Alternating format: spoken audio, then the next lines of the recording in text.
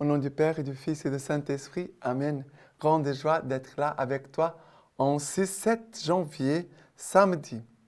Et je vous invite de faire la lecture divina chaque jour par écrit et divulgue, s'il te plaît, la lecture divina parmi tes amis, dans tes groupes WhatsApp. Donne-moi les contacts des personnes, comme ça je peux leur envoyer directement la lecture divina chaque jour. D'accord? Mais que la parole de Dieu puisse être connue et aimée, priée, méditée chaque jour partout dans le monde. D'accord? Et maintenant, la première lecture d'aujourd'hui, c'est 1 Jean chapitre 5 à partir du verset 14. Nous avons en Dieu cette assurance que si nous demandons quelque chose selon sa volonté, il nous écoute.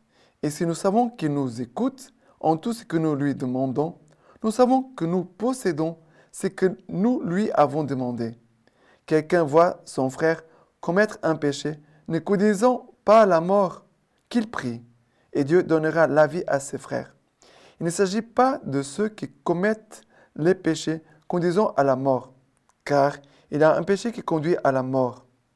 Pour ce péché-là, je ne dis pas qu'il faut prier. Toute iniquité est péché. Mais il y a tel péché qui ne conduit pas à la mort.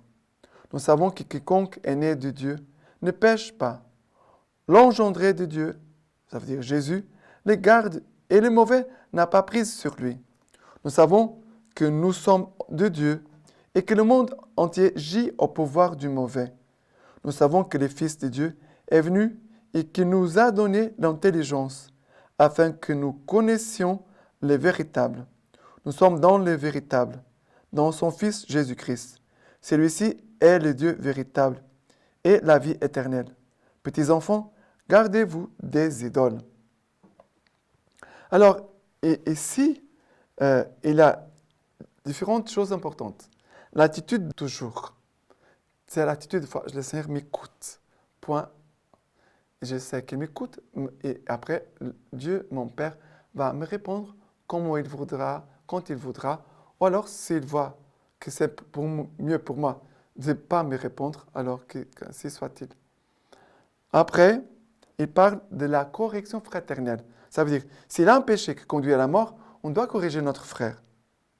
Ça veut dire qu'il a des péchés qui sont mortels.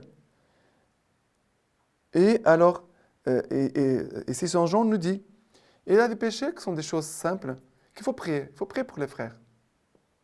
D'abord prier. Ce sont des choses simples, on peut prier pour la personne. Et si ça continue, peut-être c'est bien pour aider les frères, de lui dire d'une façon fraternelle pour l'aider. Ce n'est pas pour le gronder, pour le vexer. C'est pour l'aider. Parce que quand ce sont des péchés mortels, il faut prier, mais aussi il faut avertir le frère, la personne, pour ne pas la permettre d'aller plus loin, dans des choses plus graves. D'accord? Pour le salut de la personne, pour le sauver. Et après, ici, nous parle sur les idoles. Les idoles, c'est tout ce que nous vient nous voler de Dieu, qui vient vouloir nous voler notre foi. Ça veut dire, notre foi doit être toute entière conduite à Dieu, tournée vers Dieu. Et les idoles viennent comme voler. Ça veut dire qu'ils vont affaiblir notre foi. Parfois, la personne ne se rend pas compte parce qu'elle dit « mais je crois en Dieu ». Mais elle est en train de croire à d'autres choses. Elle est en train de suivre Dieu, mais elle est en train de suivre d'autres choses. Ça veut dire que la personne elle est en train déjà de perdre la force spirituelle. Et les idoles, parfois, sont des choses très subtiles. La personne par exemple, une personne qui a des superstitions.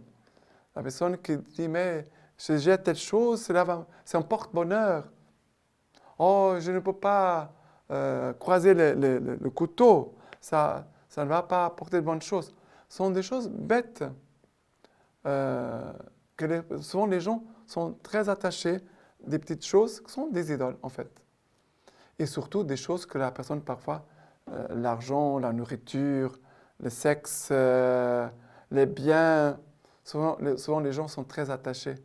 Ils ne sont pas très attachés à Dieu, mais ils sont très attachés au bien de ce monde. Il faut faire très attention. D'accord? Ne pas permettre ton cœur s'attacher aux idoles, mais que tout ton cœur, toute ta vie soit attachée, unie au Christ. Et maintenant, les psaumes d'aujourd'hui, c'est le psaume 149, à partir du verset 1. Chantez au Seigneur un chant nouveau, sa louange dans l'assemblée de ses fidèles. Joie pour Israël en son auteur, pour les fils de Sion, allégresse en leur roi. Louange à son nom par la danse, pour lui jeu de harpe et de tambour. Car le Seigneur s'est complet en son peuple, et dans nos humbles l'éclat du salut. Que les fidèles exultent dans la gloire, que de leur place écrit de joie, les éloges de Dieu à pleine gorge. Pour leur appliquer la sentence écrite, gloire en soit à tous ses fidèles. Alors, le Seigneur ici veut vraiment, le Seigneur nous dit, car le Seigneur s'est complet en son peuple, le Seigneur trouve sa joie en nous et donne aux humbles l'éclat du salut. Le Seigneur donne aux humbles sa victoire. Le Seigneur veut donner sa victoire.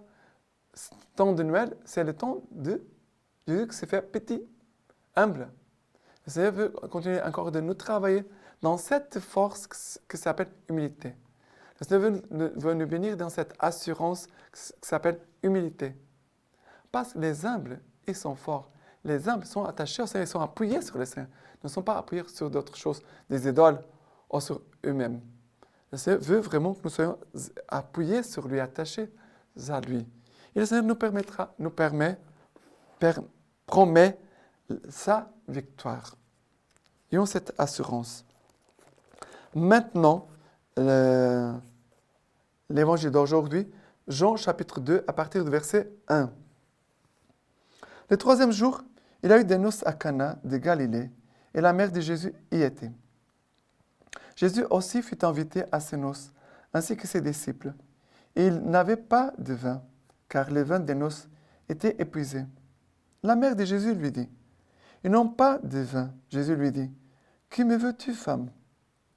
Mon heure n'est pas encore arrivée. » Sa mère dit aux servants, « Tout ce qu'il vous dira, faites-le. » Or, il avait là 6 jarres de pierre, destinées aux purifications des Juifs, et contenant chacune 2 ou 3 mesures. Jésus leur dit, « Remplissez d'eau ces jarres. » Ils remplirent jusqu'au bord. Il leur dit, « Puisez maintenant et portez-en au maître du repas. » Ils lui emportèrent. Lorsque le maître du repas eut goûté l'eau devenue vin, il ne savait pas d'où il venait, tandis que les servants le savaient, eux qui avaient épuisé l'eau. Le maître du repas appelle le marié et lui dit, « Tout homme sert d'abord le bon vin, et quand les gens sont ivres, les moins bons, quand les gens sont ivres, les moins bons. Toi, tu as gardé les bons vins jusqu'à présent. » C'est là Jésus en fit le commencement des signes à Cana de Galilée, et il manifesta sa gloire, et ses disciples crurent en lui. Alors nous voyons ici le miracle de la foi. Marie, elle a confiance et la foi en son Fils Jésus-Christ. Et elle va dire aux servants, faites tout ce qu'il vous dira. Marie ne se décourage pas dans l'attente de la réponse de son Fils. Il y a des gens qui demandent quelque chose et ils veulent tout de suite, et ils sont tout de suite découragés si la réponse n'arrive pas, et ils vont croiser les bras, ils vont s'éloigner de Dieu, ils vont se fâcher contre Dieu. Marie n'a pas fait cela. Nous devons imiter les attitudes de Marie. Regardons Marie, contemplons Marie. Temps de Noël, on contemple Jésus, le Verbe fait chair, mais regardons aussi la Vierge Marie. Comme elle accueille Jésus, comme elle entre en communion avec son Fils Jésus-Christ. C'est cela dont nous avons besoin. Et quand Marie, elle a confié la chose à son Fils Jésus-Christ, elle attend maintenant avec confiance. Et certainement, je pense qu'elle priait en disant, « Père, que mon Fils Jésus, qui est ton Messie, vienne maintenant faire un miracle pour cette famille. » Je pense que Marie a intercédé plusieurs fois, même dans le silence. Non pas en parlant seulement à Jésus, son Fils, mais dans le silence aussi, certainement. Elle a attendu le miracle dans la prière et dans l'action de grâce. Je pense que Marie déjà disait merci dans son cœur pour le miracle que son fils allait faire. Elle avait la certitude que Jésus allait faire quelque chose. Elle était sûre.